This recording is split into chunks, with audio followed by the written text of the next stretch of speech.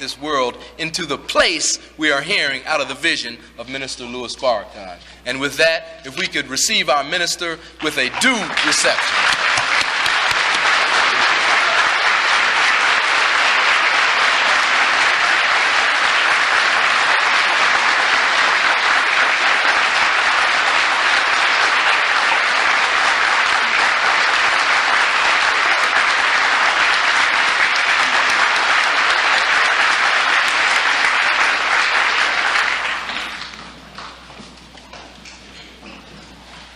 In the name of Allah, the Beneficent, the Merciful, I bear witness that there is no God but Allah, and I bear witness that Muhammad is his messenger. My dear brothers and sisters, thank you so very much for your presence tonight. It's always a joy to be here and to see you, although we're moving almost at whirlwind pace. Yes, and we have not had a chance to rest hardly a moment in the last 7 weeks. And it doesn't look like we'll get any for several more. Tomorrow, if it is the will of Allah, we will be on Primetime Live on ABC. I think that's channel 7. Yes, sir. And we had to deliberate for a long time to decide which of the many shows that we are being offered now to finally take. But white folk are very nervous and disturbed, as they should be, and we should be doubly disturbed at the condition of our people. Yes, sir. And nobody is addressing the concerns of black people adequately. And as a result, our people are dying at an extremely inordinate rate. Yes, sir. Our young people are under assault. And there is a buildup of hatred in this country for our people. I'm sure you can see it as you move throughout the cities and interact with white people. There's just a growing fear and hatred of black people. Yes, sir. In fact, there was a show on CBS a few days ago talking about the tragedy that 25% of our young men are either in jail or prison, on parole or under court supervision. They say that this represents a lost generation of black people. And if something is not done, we will lose another generation. And this CBS report said that America has her own apartheid, and that this is a tragedy by any stretch of the imagination that a whole group of people within a country as great as this should be suffering and dying as black people are suffering and dying. And government is not talking about our suffering.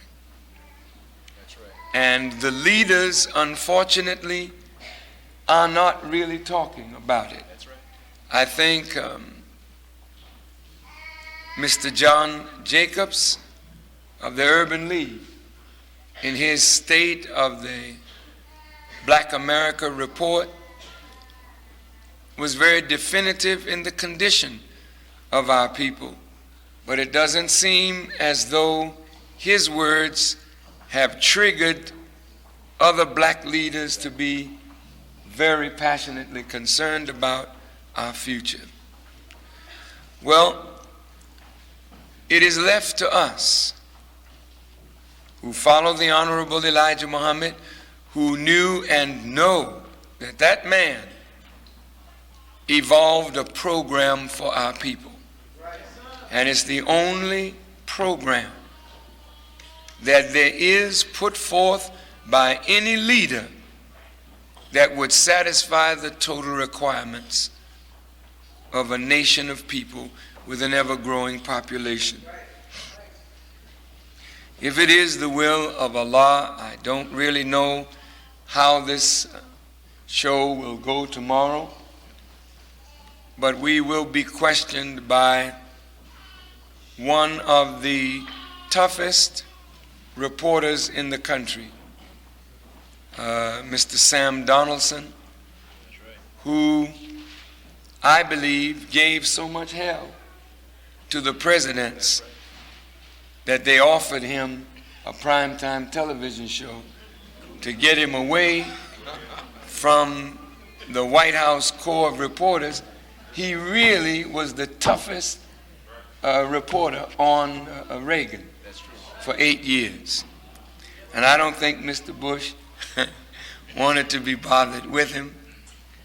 So tomorrow he and Diane Sawyer will question us. Now I want to go right to the subject matter because I am a little exhausted and I didn't want to disappoint you. Envy is one of the worst kinds of spiritual diseases. Any one of us who have some gift or quality that others wish they had or want, it is so sad that people will literally hate you for what only God could give you. An envious person is really a devil, no matter what the color of the skin. If your heart is poisoned with the disease of envy, you have become in your person a devil. Why is that? Because you or those who are afflicted with that disease are not just hateful of the person whom they envy,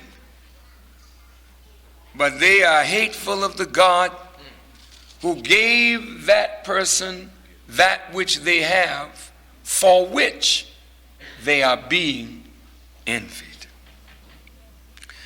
The Honorable Elijah Muhammad said that an envious person is the worst kind of person. That's a devil.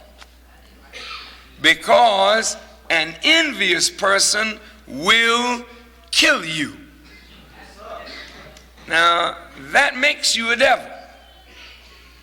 Because if God is the giver of life and the giver of gifts, and someone is envious of you because of some gift that God gave you, and that envy reaches the point where it becomes hatred, and then hatred gives way to murder, then that person who would rob you of the life that God gave you because of a gift that God gave you.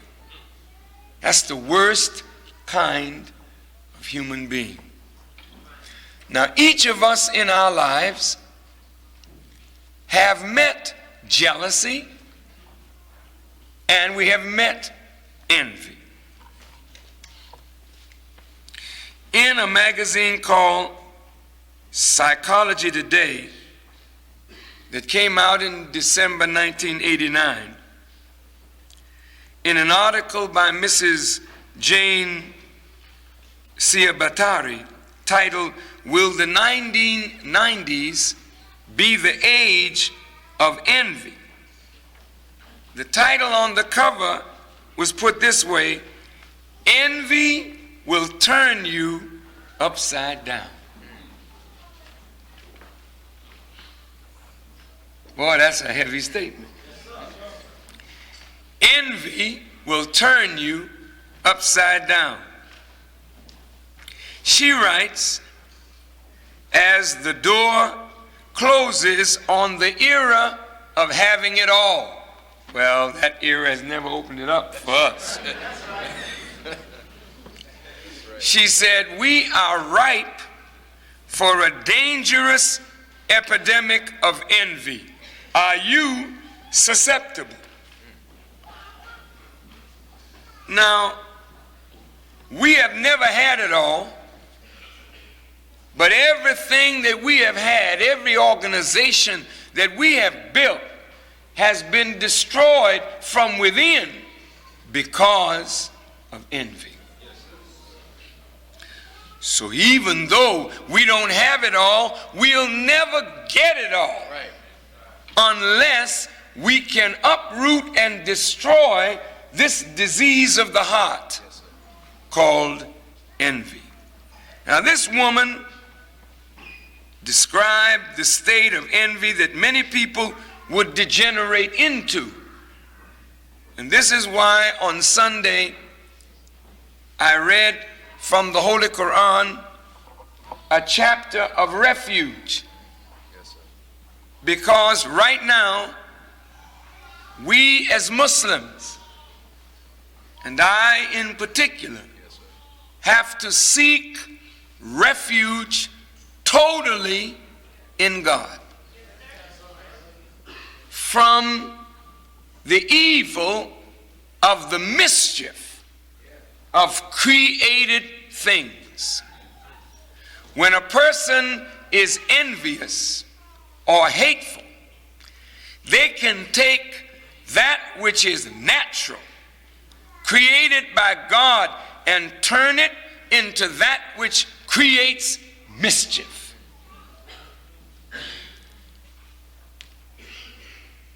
They can take our nature, given by God, and with a wicked intent, turn the nature and make it respond to a call that leads it to mischief making. Terrible. Allah says in the Quran that we should seek refuge in Allah from a day when darkness overspreads the earth. Meaning that people will become so confused that they will not respond properly to right guidance. They will actually hate truth, so that darkness will cover them, and then gross darkness, so that a people who are envious, their hearts and their minds are already darkened, and whatever light that person may possess is gradually extinguished as the envy increases. Allah says in the Quran that we should seek refuge against those who cast evil suggestions in firm resolutions. There are people that talk to you all the time. And if you're not a discerning one, you don't listen carefully to not just the words, but the way the words are placed. Someone will make a positive assertion, but deep down in it is an evil suggestion. Each one of us have been victims of this, and some of us have done this. When you want to talk about somebody that you don't like, and you want somebody else to dislike that person as you have come to dislike them, but you don't want to come straight out and say, that's a no good so-and-so. So you make a firm resolve that sounds so harmless, but in it is an evil suggestion. For instance, I was downtown the other day, and I just happened to go by the Federal Building. And guess who I saw coming out?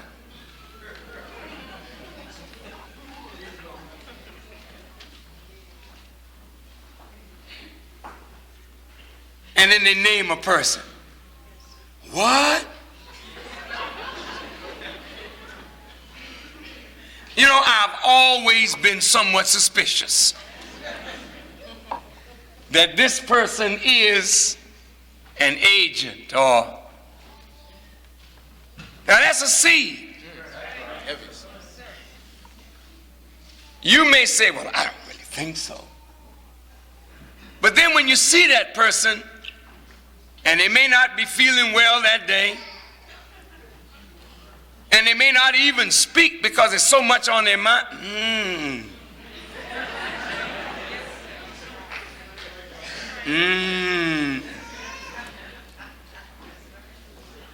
A seed dropped so skillfully, you could never accuse the person of saying, they just said, I was by the Federal Building and I saw so-and-so coming out. Looked like they were coming from the floor that the FBI office was on.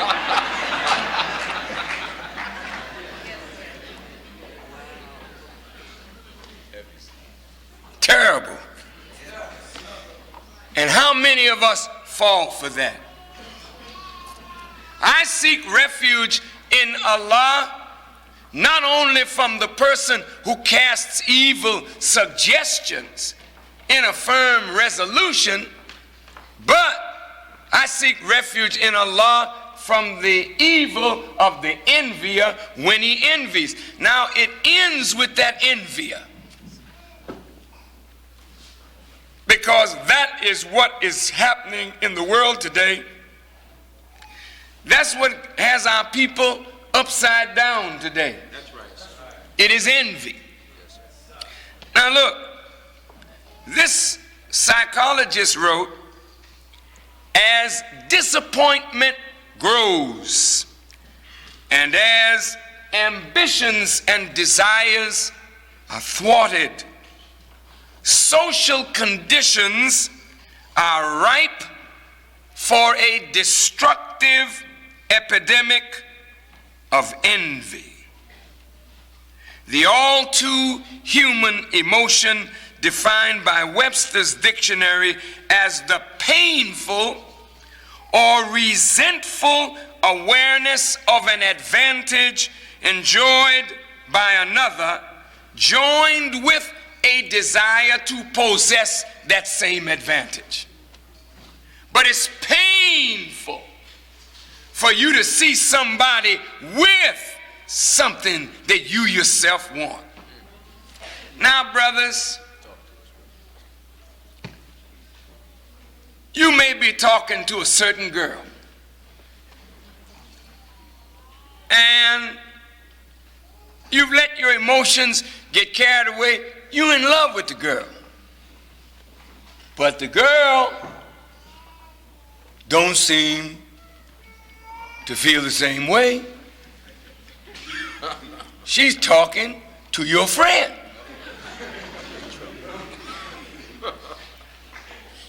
Now, ain't that a kick in the face? Now, the more you look at the girl, the more you like the girl, the more you want the girl, the less the girl pays attention to you. Then you begin to look at your friend real strange. Y'all grew up together, you all went to school together, but now something is growing in the heart. Y'all walk the street together and you hear him talking about this sweet little girl, you know what I mean? And every time he talk about it, you grit your teeth and act like you.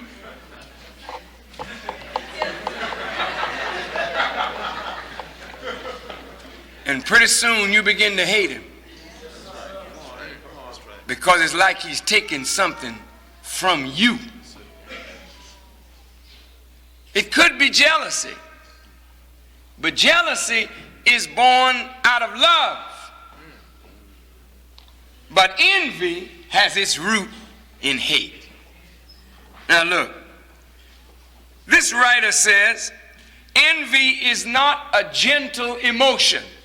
Envy is not a passive emotion. Once you envy somebody, you gotta act. It's heavy. Envy is aggressive. Not only do I want what you have, and I want you not to have it, I want to take it away from you. And if I can't do that, I'll spoil or destroy it or you. On television today, they were talking about young black people killing each other over sport jackets, over certain kind of shoes, sneakers. Man, somebody walk up to you and you got LA Gears on. Or Reeboks. And he said, well, I like that. He don't like it for you. He likes it for him. All right, nigga. Take off them sneakers. You look at him and say, hey, man, what you talking about, man? He pulls out a gun. He's serious. And not only will he take your shoes, he'll kill you for resisting. There's a Muslim brother in Detroit last week, looking sharp, had a nice coat on, standing on the corner, getting ready to take a bus. Somebody walks up to him with a gun and said, look, I want that coat. He said, man, you must be out of your mind. He turned his back to walk away from the man. The man shot him twice, took the coat. Luckily, the brother is alive, but he's damaged. But he just came out of the hospital and hopefully he'll be all right. Envy. An envious person is the worst kind of personality. Elijah Muhammad says, for they will kill you. I'm getting to something.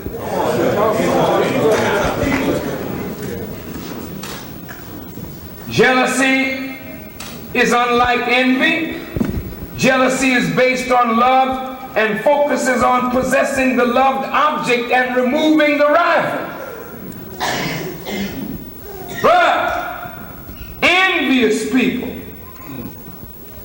their envy originates in hate and can be all-consuming, even murderous in intensity. Envious people live in a perpetual perpetual state of anxious competitive comparison, focusing on what others around them have and what they themselves lack until they make themselves sick.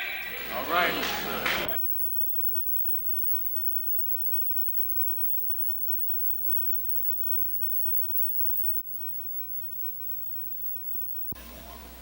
This is why our houses and our communities are so destroyed,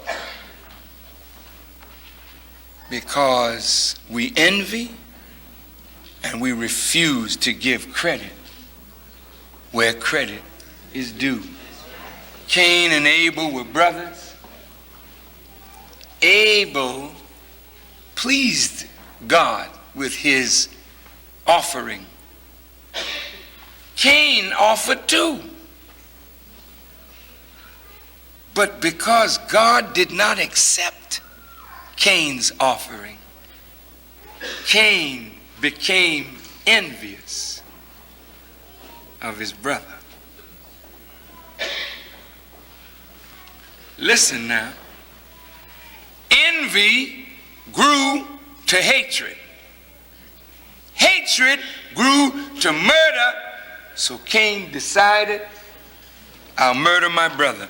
The Quran said his hatred made it easy for him to murder his brother. Now, I don't think it's an accident that the word able has to do with the word ability, capable. And the more you think like Cain, the more you kill Abel. Now, listen to me. Cain and Abel are not necessarily two brothers from the same womb. Cain and Abel are two possibilities in the same human mind.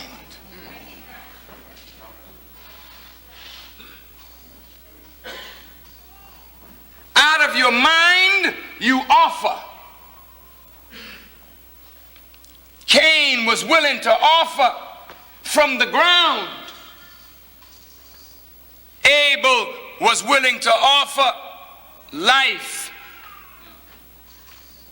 God accepted the offer of life and rejected corn from the ground. He wanted Cain to know something about what pleases him. Yes, sir.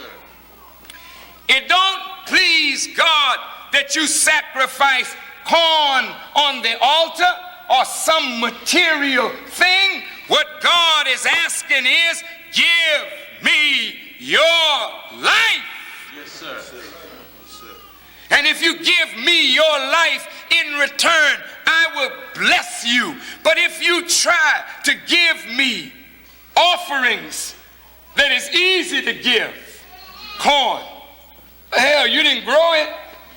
You plant the seed there, it grow. You take some corn and put it on an altar and give it to me. Well, that's nice. But that ain't about where it's at. All right. Excuse my language. We get the point. So Cain offered, Abel offered, I think it was a sheep or some living thing. Yes, sir. And from that Genesis, it grows till you get to the New Testament where Jesus comes. And Jesus makes the perfect offering. He offers his life. That's what God wants. He don't want you holding back, thinking that you can buy your way into heaven with $1 or $1,000 or $10,000, because the scripture says it is easier for a camel to go through the eye of a needle than for a rich man to enter the kingdom of God. A rich man would give his riches, but himself he holds back. The greatest gift you can give to God is the gift of obedience of your will and submitting your will to do his will, then you have given it all. And when you give that to God, God accepts and rejoices and blesses. Now the cane of self. Every time you get ready to give of yourself to God, the cane of self tries to interfere.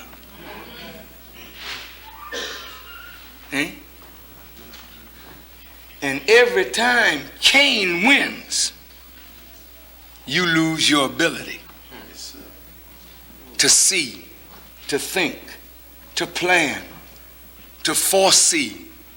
And that's why the righteous, the vision of the righteous is limited, because their wickedness have crushed their ability to see. So they have eyes, but they can't see. Am I making myself clear? Now, right within your own self community, there's a battle going on.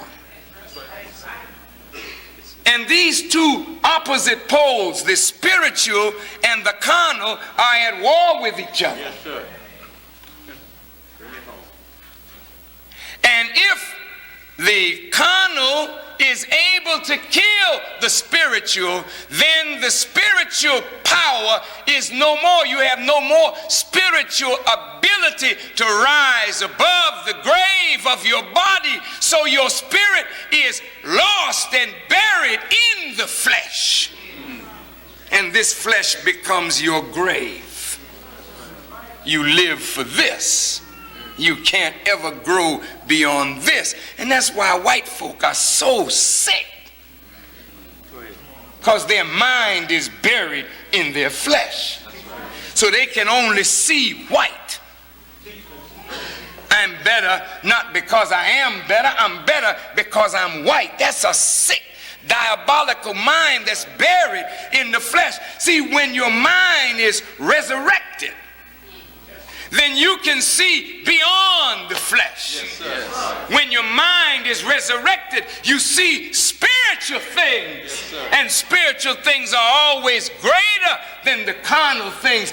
And that's why the scripture said the fruit of the Spirit is love and peace and long suffering and patience and all of these wonderful characteristics. But the fruit of the carnal mind is envy, enmity, strife, jealousy. See, all of these things show that your ability, you've lost your ability, because the Cain side of self is offering flesh but won't submit the will to do the will of God. Let's go on. Yes, sir. What time is it? 9:15. Can I have a few more minutes? Thank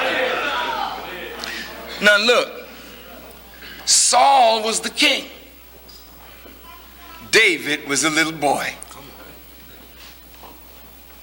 David didn't know he was going to be king. David felt he was going to be a great man. Saul was the king. The people wanted Saul as the king, and he was the first great king of Israel. But as David began to grow, people begin to watch the exploits of David and praise David. Saul has killed his thousands. David his tens of thousands. When Saul heard the people praising David more than him, he became not jealous, but envious of David. David was such a faithful servant. Saul had a son named Jonathan. And Jonathan loved David. They got along well. And Jonathan told David that Saul didn't like him. Saul used to play music for David and calm him and rest his mind. But David got so jealous. Saul got so jealous of David. One day he threw a spear at him. tried to kill him. And David knew it was time to hat up.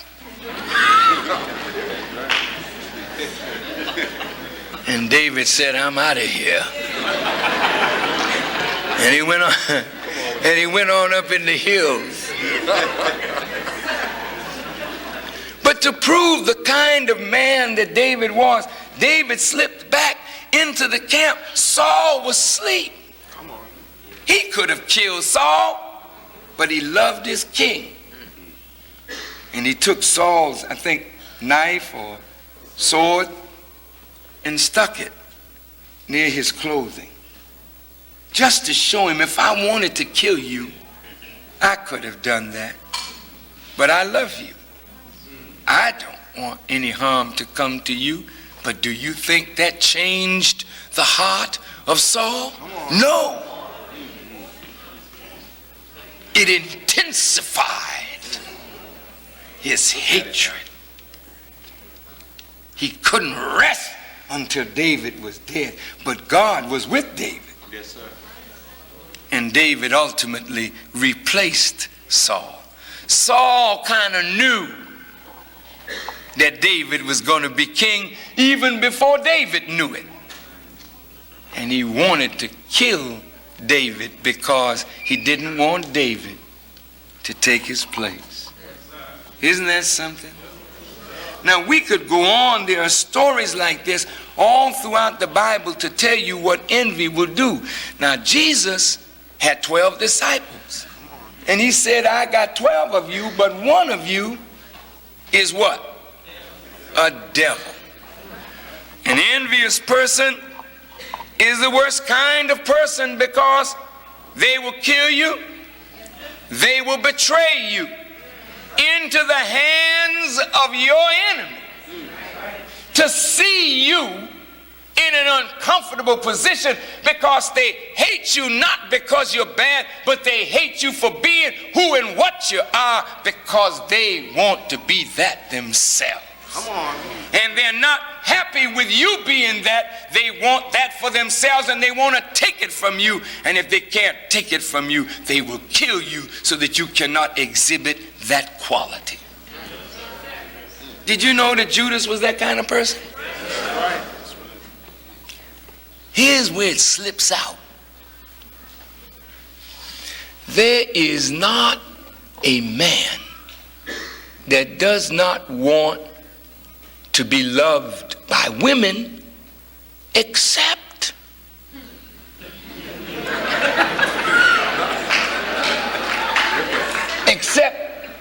that maybe he has a little problem. But every man likes to know that the opposite sex, come on,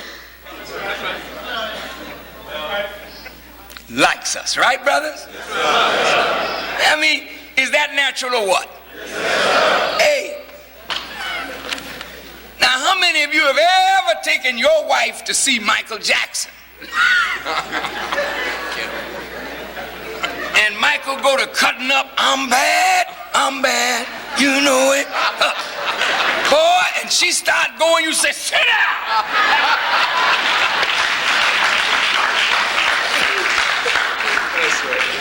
So if you want to enjoy yourself, sometimes you better go by yourself, because don't no man like to hear his woman screaming over some other man. Am I right, brother? Yes, sir.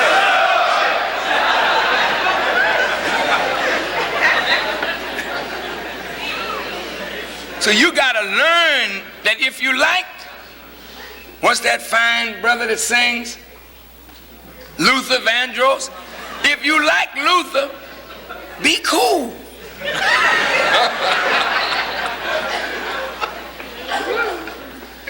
Don't swoon around your husband when Luther playing now, because he's already insecure. And you may find every Luther Vandross record in your house broken. And that's a start. He's gonna break your neck after that.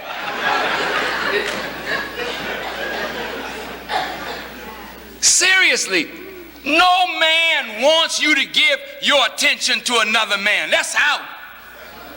Am I lying, brother? He's made like God. God say, the Lord thy God am a jealous God. That's right. I don't want you, Israel, to have another God beside me. That's it. That's the way a man is when he love a woman. He don't want that woman looking at nobody. Am I lying, brother?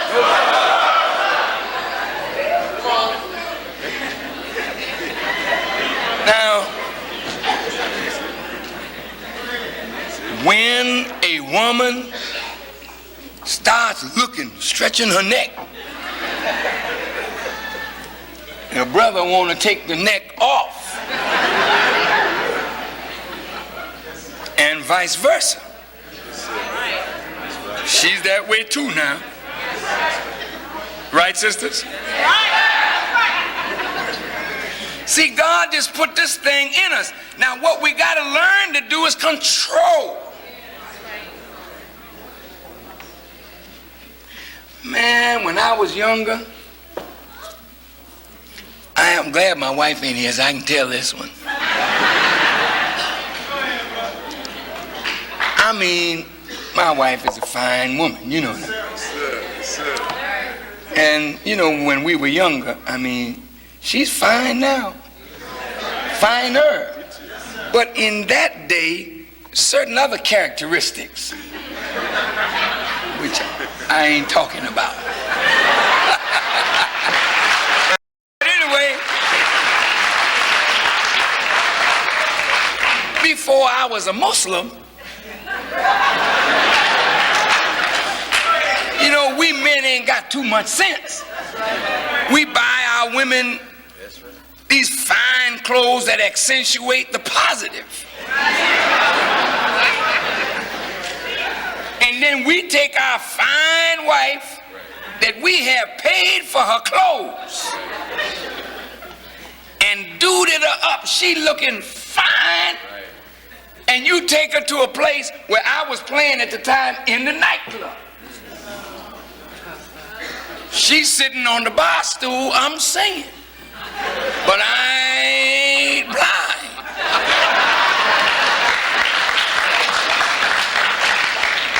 I got my eye on what is mine.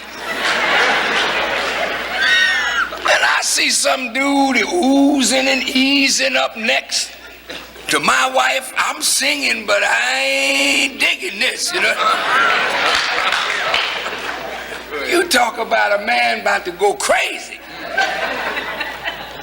And look like she was liking this attention, you know what I mean?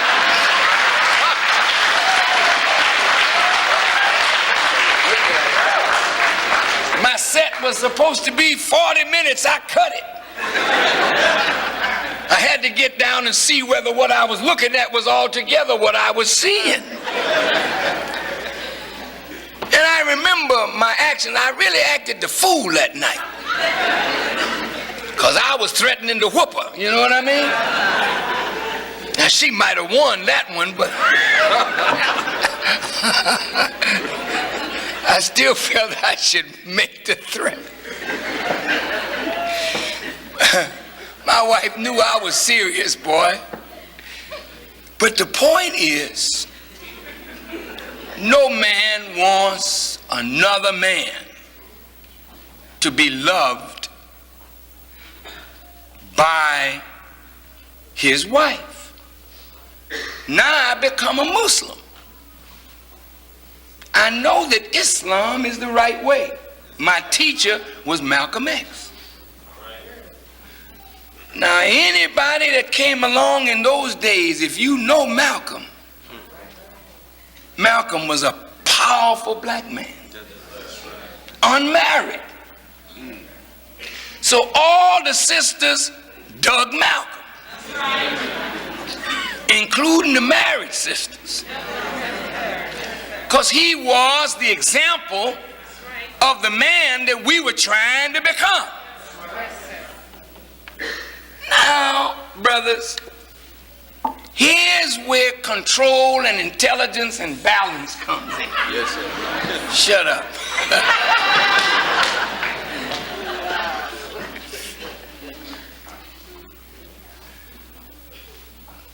When your wife sees a developed model of a man, what she really loves is the model.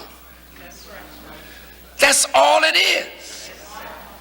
That model is what she hopes and knows that her husband can grow into if he stays the course. But if we get all bent out of shape, honey,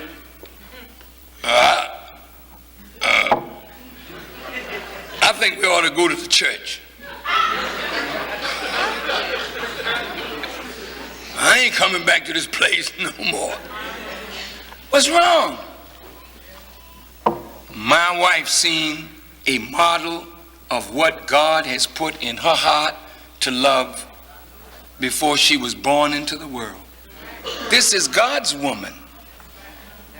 And she's born into this world to love God.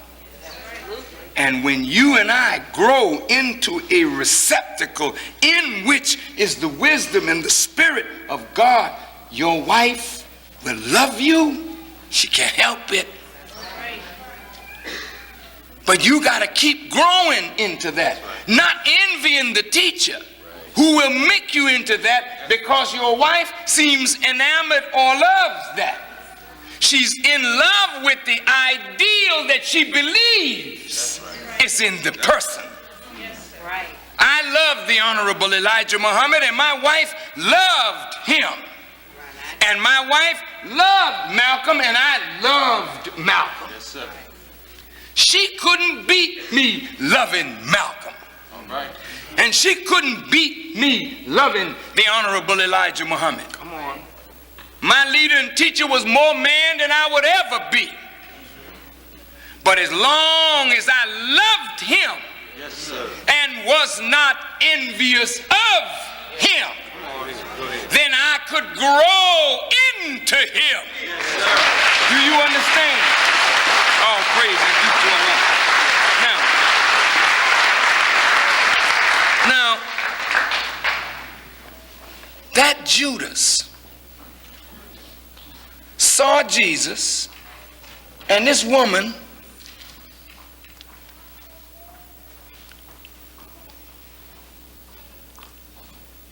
taking ointment, putting it on her hair, and using her hair and the ointment to anoint the feet of Jesus. Now, I don't know how things were 2,000 years ago, but just imagine a fine-looking woman with long hair, and she takes her hair and puts ointment on her hair and uses her hair to anoint the foot of Jesus. Judas is standing by looking. Now inside he said, damn, I sure wish he would do my hair like that or my foot like that. But he don't want to say to Jesus, hey, Jesus, I like her too. So he says to Jesus, he don't even talk to Jesus, he talks to the woman. He said, look, why are you taking that expensive ointment, rubbing it on his foot? Don't you realize we could have taken that ointment, sold it, got 300 pence and given it to the poor? Check it out. He used the poor as though he cared more for the poor than Jesus. Come on. Jesus said, oh, Judas, the poor, will always be with you. I'm only going to be with you a short while. Leave her alone, Judas. she's doing this against the day of my burial. Something about woman. She seems to sense and know when a man is in trouble. I learned this from my daughter, Holiday. She was 1.5 years old. But even at that tender age, that child could sense when her father was troubled. And she would walk up to the bed where I was laying, thinking of some problem that was involved with the mosque. And she would come over and just pat my chest. And I looked at that girl and I said, I said, it's all in the woman. She can't help herself. She's born to console the man who works for God. She's born to console the man who gives his life to God. And brothers, if you want a woman to love you, you gotta stop being a nigga.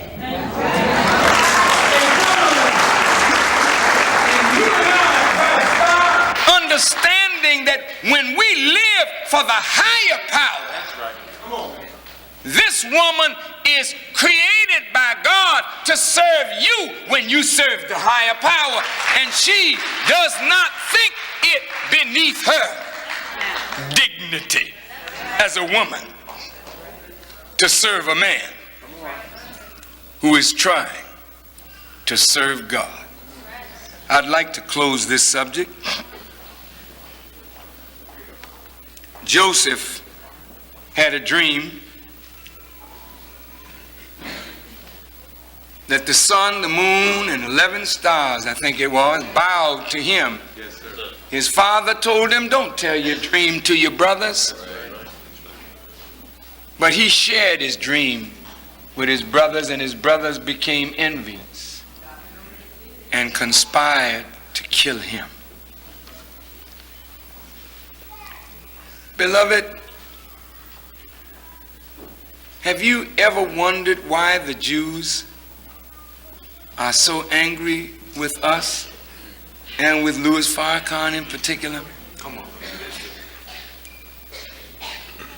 I have never asked any with me in private or in public to do one thing evil to any man. That's right. That's right. That's right. That's 100% right. These that are with me would never desecrate a synagogue. No, sir. No, sir. No, sir. Not one. No, sir. Why then am I so hated that I would say to the Jews, look, any of you that wish to sit down and dialogue with me, I'll be glad to talk with you. And the Jews say it's phony. That's what they say. That's serious. We will always sit down with former anti-Semites who have repudiated their hostility and hatred toward Jews, but Louis Farrakhan has not passed that test. Right. I mean, look at the arrogance of a people who have continually crushed us. Right. And we have not made any precondition That's right. Talk to us. to sit down and talk with them, but they now want some precondition. They act by me as they act by the Palestinians. They stole the land from the Palestinians and now don't even want to sit down with the PLO to work out a peace. Right. See? Yes, sir. What's at the core of it? Come on. If you look in this Bible and in the Quran, but more in the Bible, the Jews hated Jesus. I mean, it wasn't disguised at all. They hated him. And the Jews hated Paul. They didn't disguise it in this book. Did they? No, sir. Why did they hate Jesus? Because they thought more of themselves than they should. Jesus pointed out their hypocrisy, their wrong, and gave them a way to come up out of it. And instead of thanking him, they hated him, then sought to kill him.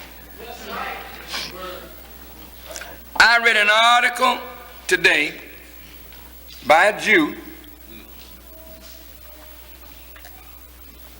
in a Washington paper who said that if there was a taxi cab that he knew was going to hell, he wouldn't even move his finger in words.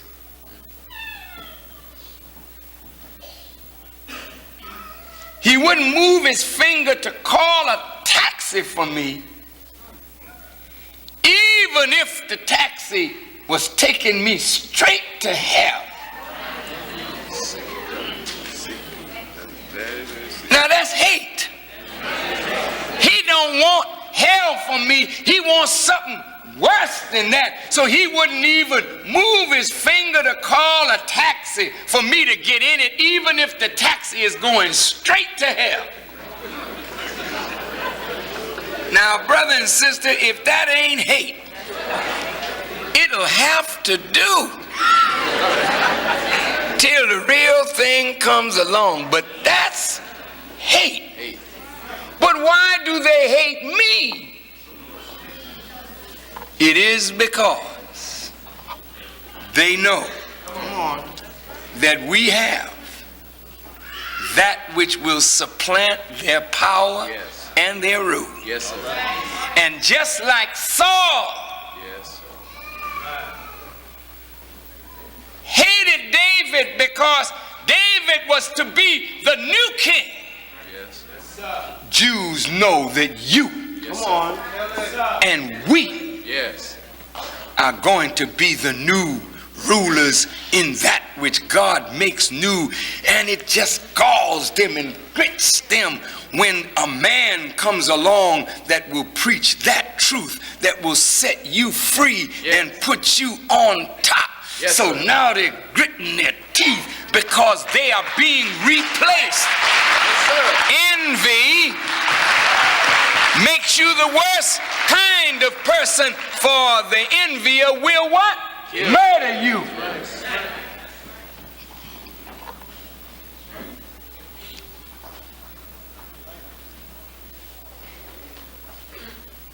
But that's not all. I have some brothers who say they love the Honorable Elijah Muhammad. But they hate me.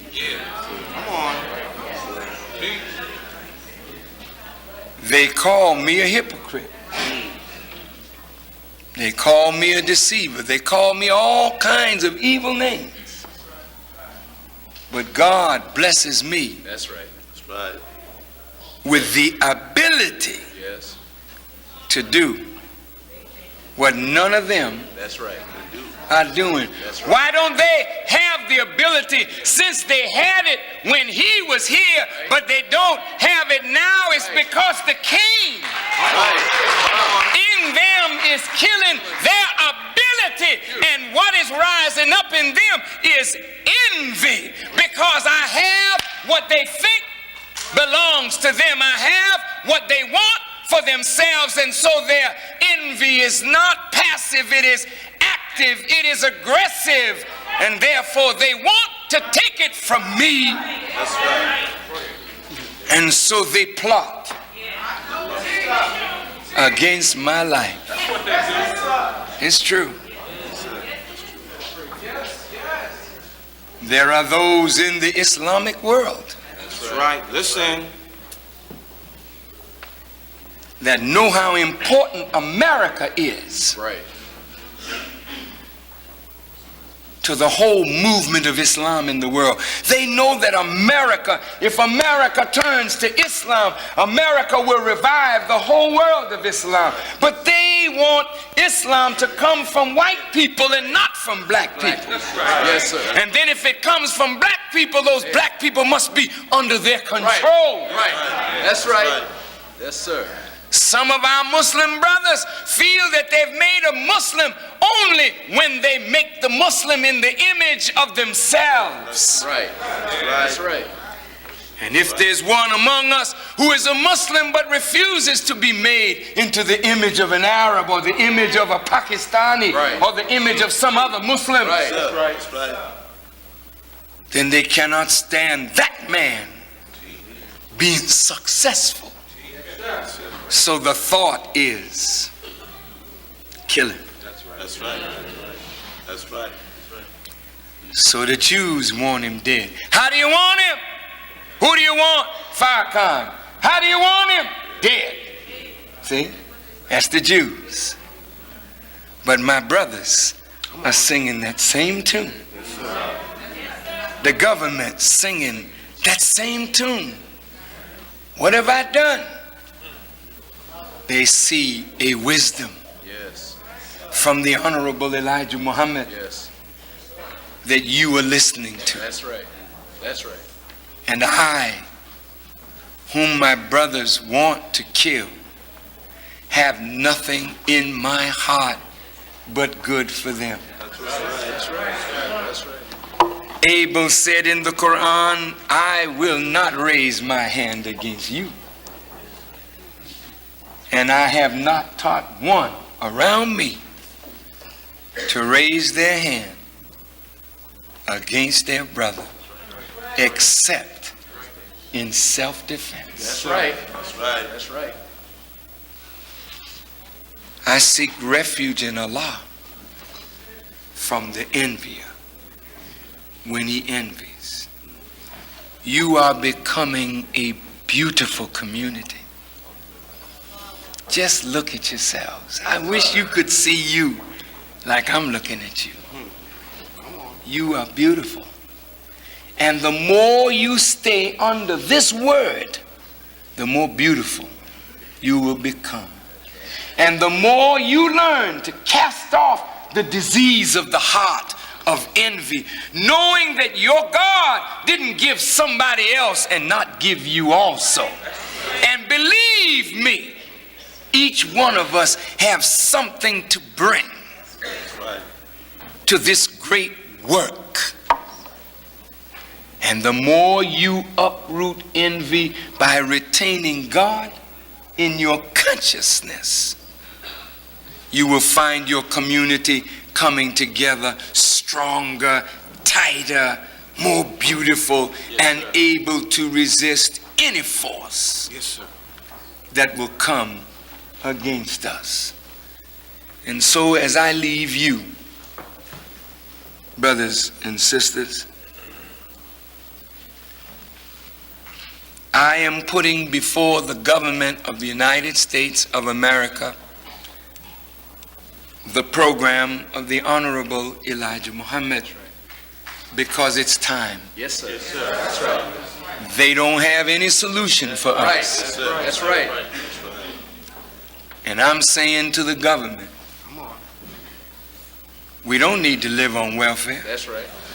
That's right. Brothers, you're getting a welfare check. Sisters, you're getting a welfare check. I mean, we gotta live. So if you're getting one, I'm not condemning it. But I am saying that welfare, if you turn it around, means farewell, you know? That's right. That's right. It means bye. to the spirit of self-determination. Yes. Yes. It means so long to the spirit that God gives to every human being, and the duty that God gives to every human being to do something for self. Yes, sir. It makes you a slave. Yes, sir. Welfare. That's right. Farewell. Make it plain. Look at the homes that you live in. These apartments, they're substandard. Very few of us have a home. Most of us live in apartments, and we're lucky to get through the winter. We have to put plastic up on the windows. We have to burn little space heaters. The gas company, the oil company, the electric company, they gouge our eyes out during the winter to keep warm. Yes, sir. Why should we live like this? When our fathers worked for 300 years to give America the wealth that she has. That's right. When we built the country, listen to me good now, and then fought, bled, and died to keep it, and still don't have anything. That's right. They took tax dollars, Yes, sir. money that belongs to us, and they rebuilt Germany. That's right. They took money that belongs to us, they rebuilt Japan. Now Japan is #1 in the world, but we're still in the ghetto. Nobody gives a damn about us. This gotta stop.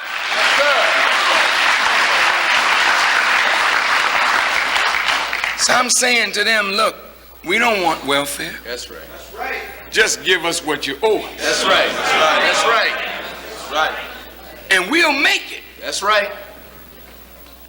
Now they're giving it to the Japanese. That's right. How long were the Japanese deprived? Only 4 years. They took away all the Japanese property, put them in a concentration camp for 4 years, and they're giving the Japanese billions of dollars. That's right. That's right. Wasn't but a few thousand of them. But it's millions of us, not for 4 years, but for 400 years. Then on top of that, every time we got a leader that would help us, they killed him. That's right. They got to pay for this. Yes, they do. One way or another, they got to pay.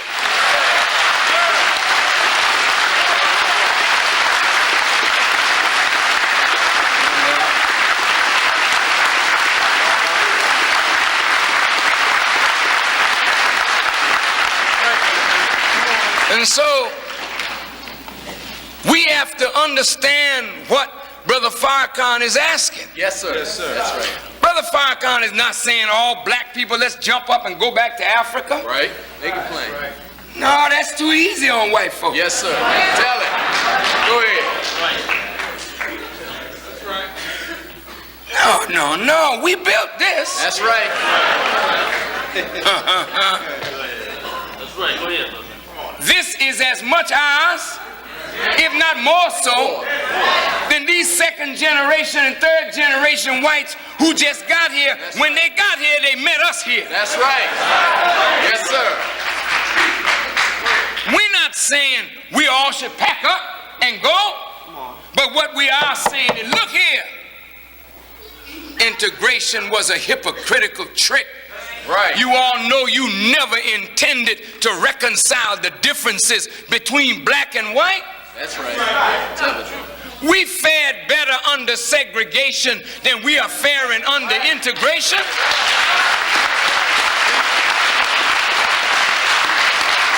Many of you in this room came from the South.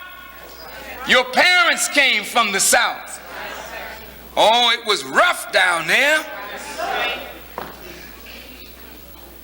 But look, we had our own bus company. That's right. That's right. Our own hotels, Yes, sir. motels, Yes, sir. filling stations. Come on. That's right. We had our own insurance company. That's right. Segregation forced us to do something for ourselves. But the moment they said we could spend our money with white folk, Right. our bus companies folded, Right. our filling station folded, right. our hotels closed down, our motels closed down, our restaurants closed down, our insurance companies got weaker. Right. Right. We didn't gain. No, sir. The Jews gained. That's right. Tell the truth. The sissies gained. Women gained. But the black people who fought and died with Dr. King, the little black brothers who threw Molotov cocktails and lit up these cities, Right. Right. what did you get from it? You got nothing but your firebombs put black people on the newspapers, on television, in boardroom, and in white folk bedroom. Right. That's right. Right. And you still in the ghetto, That's right. getting worse off. Tell it. Somebody has to speak for that. That's right. That's right. And the Honorable Elijah Muhammad told me, don't speak for some, That's right. speak for all. And so we propose this.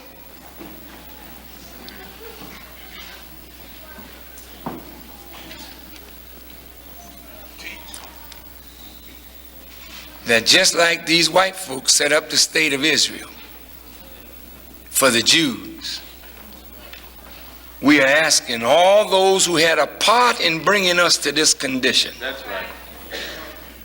you got to help black people get up out of it.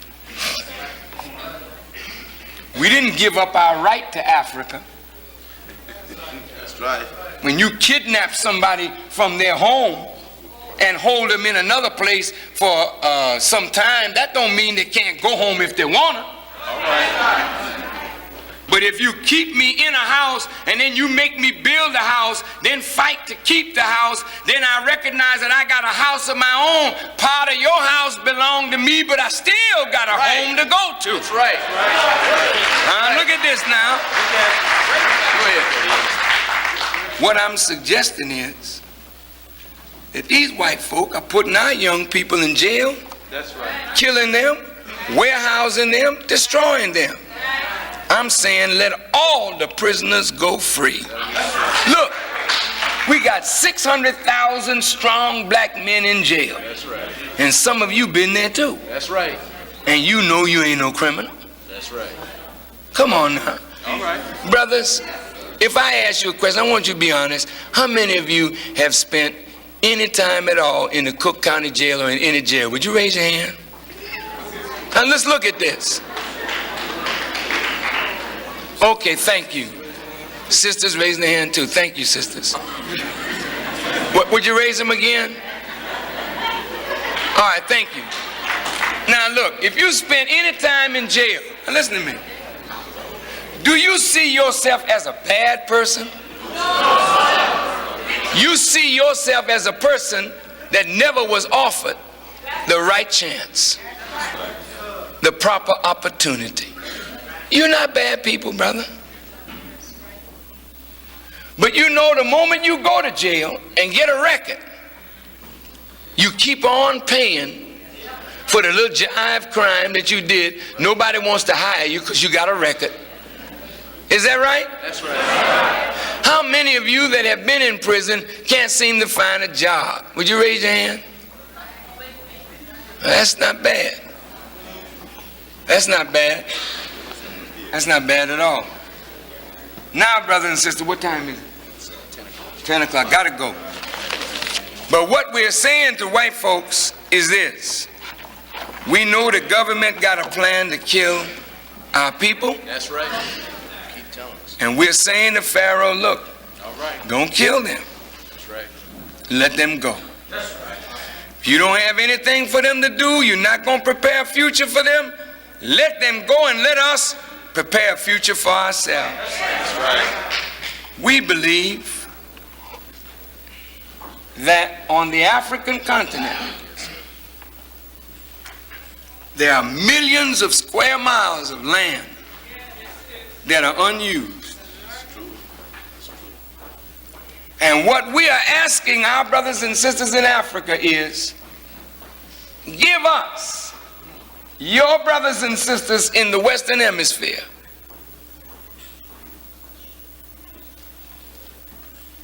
territory. That's right. That is fertile. That's right. That has some mineral strength to it. Right. That's right. Sir. And an outlet to the sea. That's right. And let me be free. Don't hinder me Right. from teaching my people, meaning you, Right. Right. of the time and what must be done. You cannot hang around no more laying down on white people. You got to get up and do for yourself, or God will destroy you, because it's time. You are no longer to serve white people. Right. You got to serve yourself. Yes, sir. Now listen. Let me teach my people. And then we put it to a vote. How many would like to stay? And how many would like to go to build a new nation for our people? I'm not asking you to say anything right now. I'm asking you just to think on possibility. Now, all the Jews didn't leave from wherever they were. That's right. That's right. Some went to make Israel. And they made Israel a hope for all Jews. Come on. That's right. That's right. Israel was a desert 40 years ago. That's right. But with some money and ingenuity, That's right. they've turned the desert That's right. into a paradise. Now look, Africa ain't no desert. They got plenty of desert in Africa, and we don't want nobody dropping us off in no desert. That's right. Tell them, brother. But look, wait, just listen to this. Look at what we've gained. Look at the knowledge that's among us. We are the most knowledgeable black people anywhere on this earth. That's the blessing of growing up in Pharaoh's house. We've learned all the arts and sciences of the world ruler. Now we can take it a step beyond with the knowledge of self. Now what I'm asking white folks to do, now listen to this. Give us the reparations that we'll do. Okay? Let the prisoners go. Let them do their time building a new reality. You don't see them anyway. So how you gonna miss what's hidden away in a prison? Right.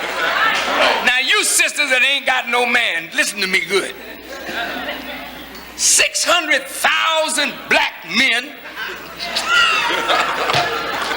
that ain't got nothing but time to pump it up. And they in jail, buff down. That's right.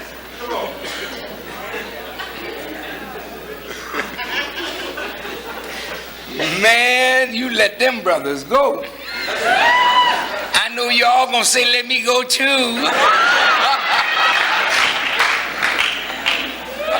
Now suppose we got territory. Right. And we said to the government of America, okay, the money that you are paying to upkeep them in the jail, you give that to us plus what you owe us. And we gather all these knowledgeable brothers and sisters that don't have a job. Now don't tell me you can't move 500,000 black people, because we saw you move 500,000 soldiers from here to Vietnam. So we know you can move them when you want to move Check them. that out. We know it can be done. Right. Right. Good point. And look here, brothers. We go on in and lay the infrastructure and build us up cities and towns. Yes. And set up your flag. Yes. Now just feel it. Just feel it. Feel it. Feel it. Feel it. God, that thing feel good. If it ain't ready to leave Pharaoh, hey, we get dual citizenship. Right. You ain't got to renounce being a citizen here, because I told you they owe us as much on this side as we owed on that side, so we'll keep dual citizenship. So we can go back and forth across the Atlantic, you understand? But check it out. Just excuse me a minute. Let's go to Africa a minute. We're on the other side, and we got our own flag, brother. Right. That's right. Come on. Military. We got our own, listen now, our own government. We're making laws now for ourselves. Right. Talk to us. Setting up our schools. We ain't got to teach George Washington.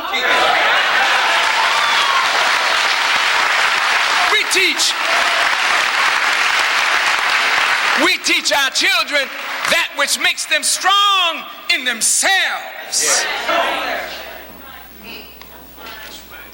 We go to building, but we got to reform. But you see, when you're building for yourself, there's your reformation right there, man. You are not a criminal. And when you see the work of your hands building cities and towns, and you stand back and look, and this one is called so-and-soville. All right. Maybe your name. Just think about that. Name the towns after your heroes. We have to live in Chicago, New York. No. Come on. We in Garveyville. Look,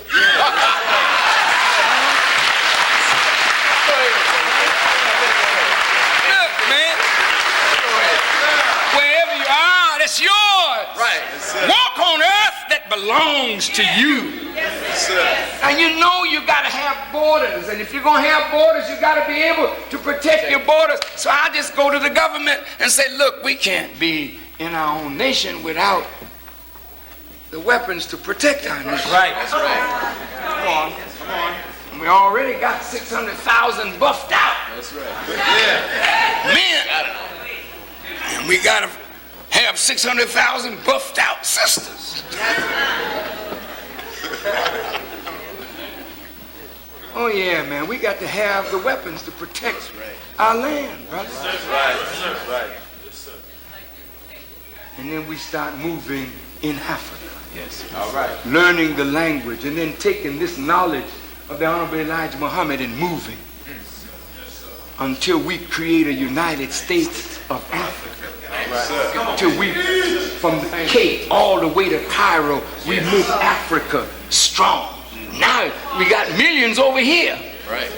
And you got 80 million or so down in Brazil. That's right. Come on. You got the Caribbean. Right. Come in. Yes. And now you got Africa. And we take the technology we learn from white folk. And we develop the gold and the diamonds and the iron ore, which whitey needs to become a master, then we trade.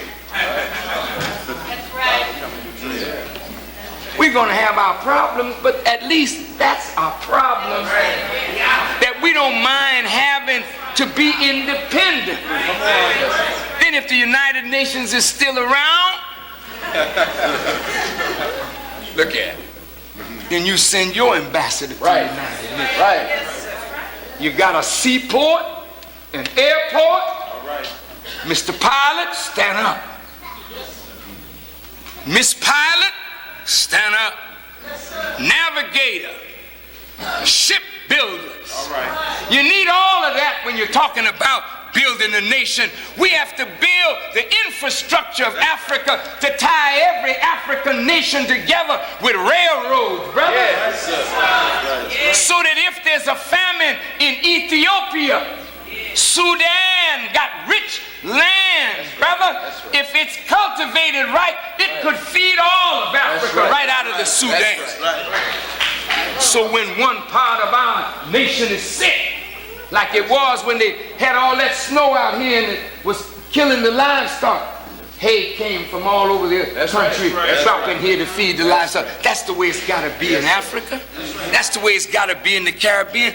There's hope for us. Yes, sir.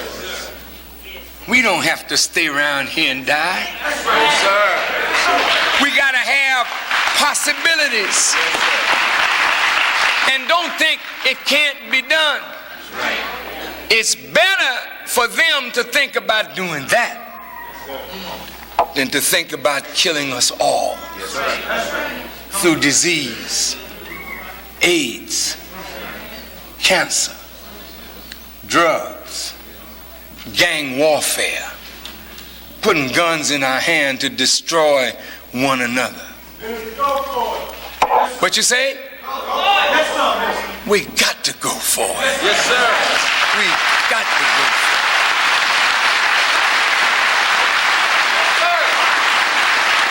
So, I thank you. I thank Allah. I thank Allah for this day and for each of us, and for the time that has brought us to this point where we are ready now more than ever to do something for ourselves. Now, as you leave here tonight, I want you to remember what you were taught. And I want you to look in your hearts and see if you feel something against your brother or sister because of something that they have that you want. And I want you to ask Allah tonight to help to remove that from your heart. And remember that you are not a righteous person. You're not a good person. You're not a Muslim until you want for your brother what you want for yourself. Until you want for your sister what you want for yourself. And what do you want for yourself? The best. That's right. So when you see your brother with it, know that yours is coming too. Yes, sir. May Allah bless you as I greet you in peace and thank you. Assalamu alaikum. Allahu Akbar.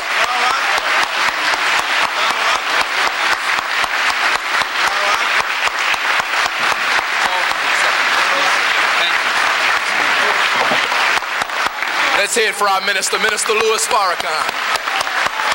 Minister Farrakhan. Allahu Akbar. Allahu Akbar. Allahu Akbar.